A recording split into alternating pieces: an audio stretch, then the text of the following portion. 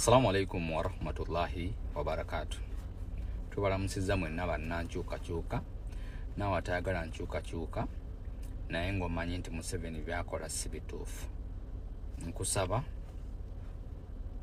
weekako otegeere ensonga kitulwanirira eggwanga lyaffe. Olunaku olwaleero, it was very sad, very sad, and we saw this coming. Ekibuga ky'eggulu ekyo waliyo omwami bamuyita Nobert Mao. Nobert Mao, Museveni ayagala mufuula speaker. If at all Museveni are succeeding otunyigiriza next year, atubbeko obuwanguzi bwaffe because akaluwe kali. So Nobert Mao Museveni amutesetese kujja kuvuganya kuba speaker bwa Uganda era nga igwe baagala okuzzako nga speaker. That's why ayagala entebe oyo wa MP eyo, come rain come sunshine, ajje mu parliament yesimbewo kuba speaker. Era mpulira oba constituency bagimu creating the creatings. It's a new constituency gye yesimbe mu Mao. Recently yayise mu kibuga Gulu nagezaako kuwubira abantu nga teri amufaako, nga teri amuliko. There was a video that was circulating all over internet. President Kyagulanyi alina ekyo kyagamba luli nti tebawera. Yesterday nabadde ndaba nga balina n'aba prisons. Kikulaga nti tebawera. Balese n'aba prisons ne baba deployinga mu operation yaabwe. Leero ndabye begattiddwa akaba SFC abakuuma genocide. Aba SFC abakuuma genocide begase kuba UPDF ne begatta ne kuba police. That's why they have unleashed all that terror ku President Kyagulanyi. And kino kikulaga nti SFC evunanyizibwa kukumira Museveni mu bukulembeze, mu buyinza, mu kuwamba bannayuganda. SFC gwe mugaso gwayo. But SFC webanga directly involved mu campaign ngejjamu ne UPDF nayo nejjamu mu campaign, that means whatever they are feeling,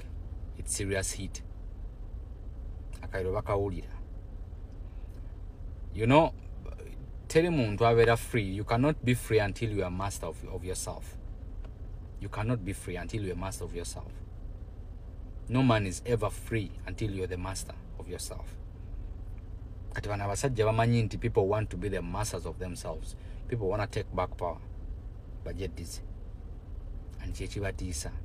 That's why leero mu operation y'eggulu mubaddemu n'aba SFC. That is very sad. The kisinga okunuma nti these people are decaying our country. Balowooza mbu ensi ezaatabanguka zi Libya, zi Somalia,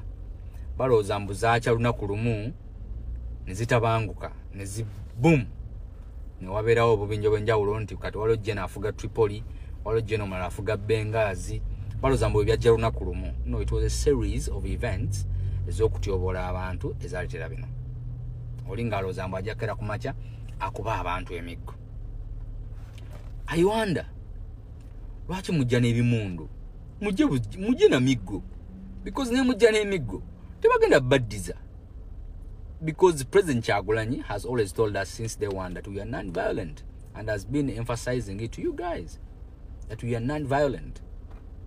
Ne mujja na miggo gyokka. Because waliwo gwenda benga alina kajegere atayagala kuba omuntu emiggo ena amasasi ne gayiika mu kutamaka n'ayola amasasi ge n'agazzaako ku kibegabega n'ajjayo yenna ogumundu gumuzitoweera tasobola kuba bulungi miggo. Emundu muzireke eyiwaka wa mu barracks zammwe mujje mukuba abantu emiggo nga bwe mwagala. Because olina emmundu, olina tear gas,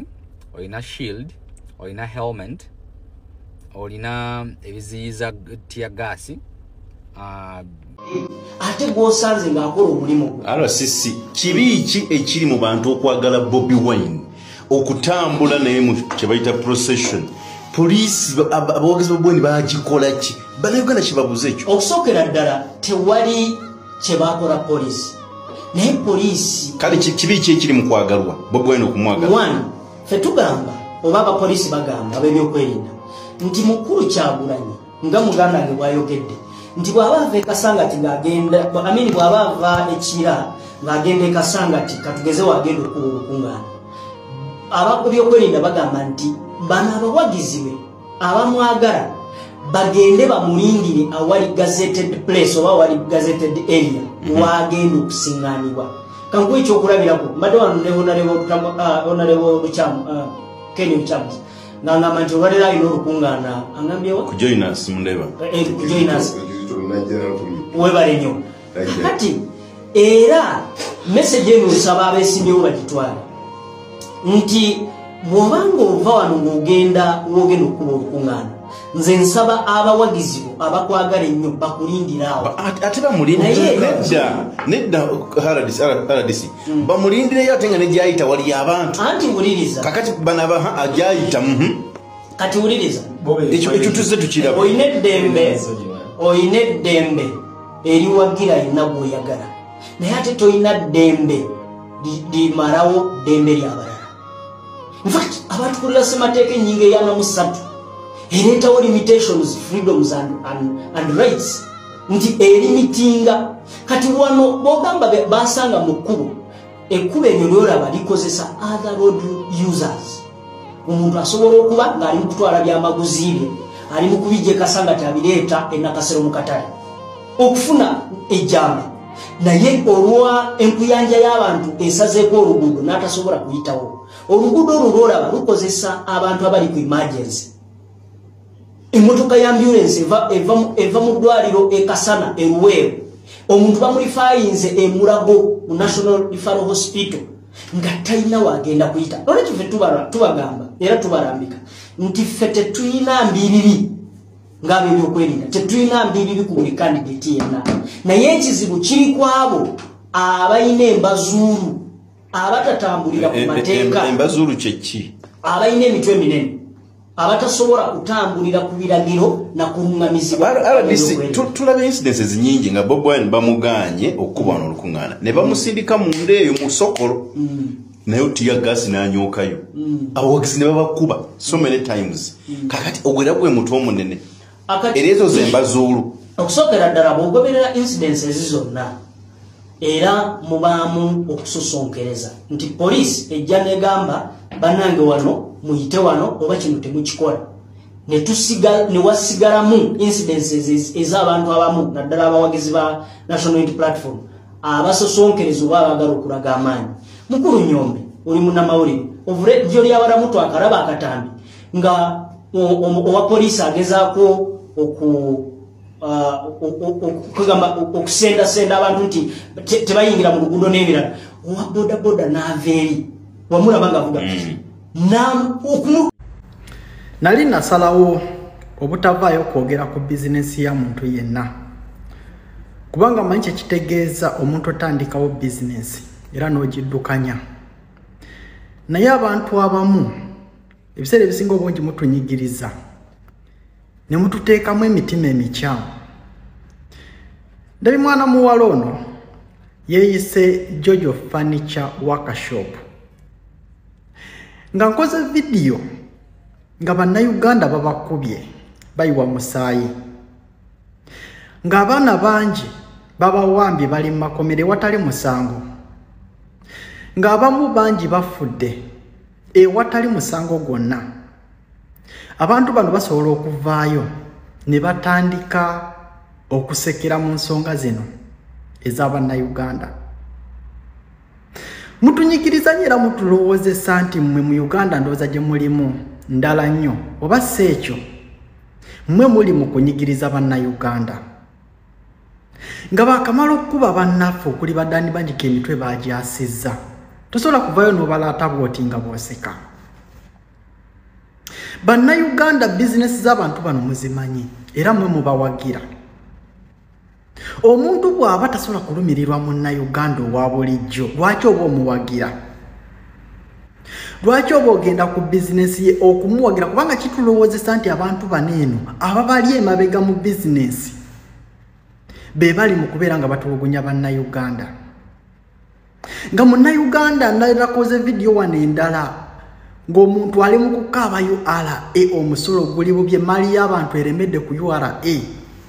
abantu bano balinga abatabiraba kitegeeza abantu be bakolera oba babateekamu ssente be bali mu kunyigiriza bannayuganda tujja kukozesa buli kimu bwe tuzuula nti omuntu mwe muli mu bizinesi ate nga abazibateekamu be bali mu kunyigiriza bannayuganda tujja kukunga bannayuganda tubagambe nti bizinesi kati nga olaba eno eya Jojo Furniture Workshop Uganda temugigulako kuba mumanyi gye ziri nga bwe baagala bannayuganda banyigirizibwe nammwe temubawagira kubanga bizinesi ffe tubafuula kye bali naye nga bannayuganda bakaaba ovaayo otya notandika okuseka bwoti Bampita Sulaiman Minster Update eddoboozi lya Kalongo East. Foot soldier wenna na struggle munnange wenna ali Uganda nga weebuuza lwaki ku Bulaaya activist ntono kulira ebigambo byange bino lwaki abantu b'oku Bulaaya bali silent nnyo nagamba nti omuntu bw'atuuka ku Bulaaya nga wankyukakyuka tagenda kusirika atali wankyukakyuka agenda kuba active nnyo mpaka lwanaafuna empapula agenda kuba active nnyo mpaka lwanaafuna empapula amala agende Mwami Museveni kyesooka okukola eggwanga Uganda gyatuteekamu obusiru bungi omuntu bw'abeera ku Bulaaya kuno n'akola shift ku makya n'olweggulo alowooza mbu akola amaladde eka nga mugagga nammwe mwenna mukimanyi teriyo mugagga ayitibwa nti mugagga bino jjo bawera bagagga 10 b'omanyi mu Kampala nga gamba nti sente nze mbadde mbeera Canada mbadde mbeera mu America kati nakomyewo ng'obalina abagagga 10 bali mu Kampala awo balinawo n'akeedi tebalina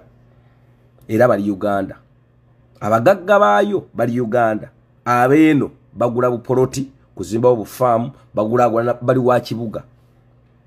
abatono nnyo abasumuseemu ne bakolayo ku batono ku bannayuganda emitwalo 10 egiri ku Bulaaya egivaamu ne gigaa kati nze ndi rich babeerako 30 ng'afuse rich ng'afuse mugagga kati ekyokubiri Mwami Museveni yaleeta strategy etya ku Bulaaya n'anonya zikki bw'anoonya zikki omuntu ku Bulaaya wano n'akolera $25 per hour Mwami Museveni jjukira ssente z'Abannayuganda azibbanga bw'ayagala n'akwata emitwalo 10 oba 5 n'agiwa omuntu ejja $1 ye gy'akolera omwaka ye n'agimuwa mu lunaku olwo n'amugamba weetereeza ofaaki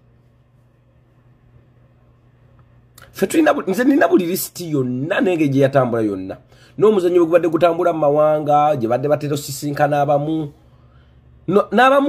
n'abamu nga kuliko n'ababaka ba Nuupu nga kuliko n'abanuupu bennyini nga badiiringa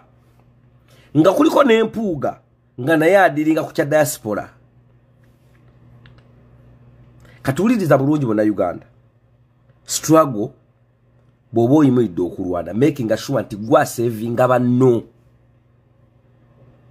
togamba kasitooli waali no making sure nti gwe mu struggle gweteekeko omulimu nti gwalina okusevinga banno bw'onooba n'omutima ogwo struggle tegenda kukutama nze obulamu bwange mbutambuza nga ngamba teri agenda kunnyamba no one can save me only me to save my life and save another person or person another people buvunaanyizibwa bwange okusevinga obulamu bwange ate era buvunaanyizibwa bwange okusevinga obulamu bw'abantu abalala that is my struggle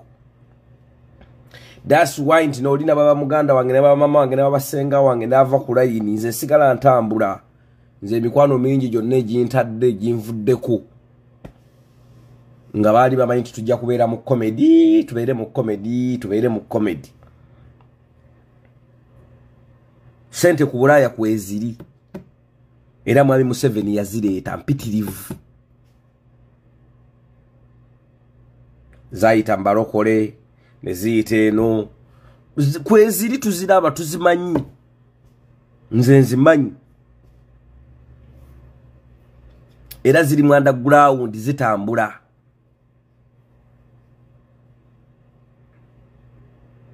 oluvannyuma lw'ebyo byonna mwami Museveni yamanya nti bano abantu buli bagenda ne beekalakaasa balina kye boonoona community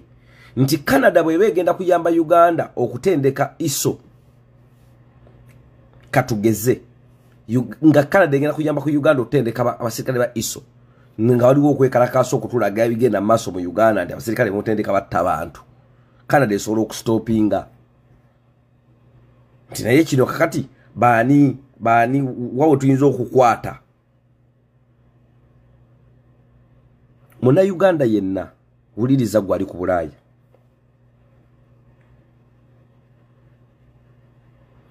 ku Bulaaya wajja kyusa bulamu naye omuzungu yakola sisitimu ye ng'akimanyi ojja kujja okole ssente odduka oddeyo naye omwana we tolina mumuleka mu bwavu ate abannayuganda bali confused ne ku Bulaaya kuno omuntu akukuta n'afuna passport n'afuna visa n'ajja ku Bulaaya mu myaka 2 n'akukutaddeko ke Uganda mu bbanga ttono nnyo ng'awulira ayagala kuleeta famire ye wano ate mu bbanga ttono nnyo ng'awulira ayagala kuddayo waka ate famire agireke wano gomanyi obulamu okubanga tolina famire kikitegeeza